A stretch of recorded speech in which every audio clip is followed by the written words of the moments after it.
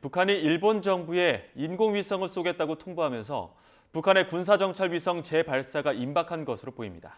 이번 3차 발사는 성공 가능성이 클 거란 관측이 나오면서 우리 군 당국은 북한의 발사 동향에 촉각을 세우고 있습니다.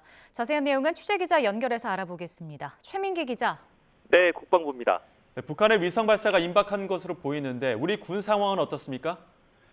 네, 북한이 내일부터 인공위성을 쏘겠다고 통보하면서 우리 군 당국 또한 북한의 정찰위성 발사 동향을 예의주시하고 있습니다.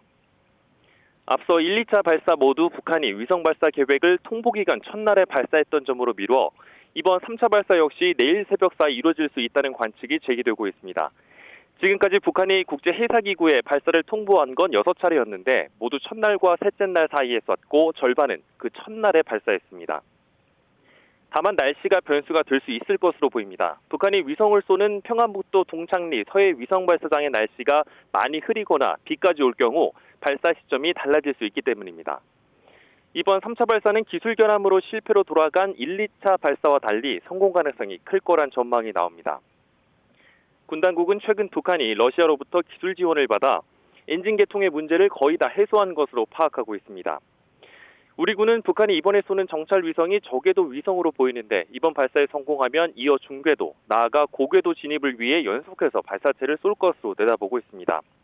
군은 성공 판단 여부와 관계없이 발사 그 자체만으로도 우리 안보에 큰 위협이 된다고 판단하고 있습니다. 어제 합참도 북한의 3차 발사가 임박했다는 징후와 관련해서 이례적으로 발사 전 사전 경고 성명을 내기도 했는데요.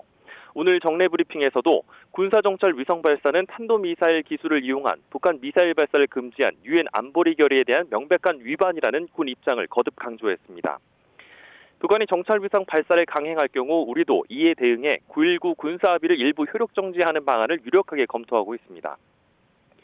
이런 가운데 미 해군 제1항모강습단의 핵추진 항공모함 칼빈슨 함이 오늘 부산 작전 기지에 입항했습니다. 칼빈슨 함 입항은 사전에 계획돼 있던 것이지만 북한이 정찰 위성 발사를 강행할 경우 대응 차원으로 미 항모가 참여하는 한미 연합훈련이 진행될 가능성도 있을 것으로 보입니다. 지금까지 국방부에서 YTN 최민기입니다.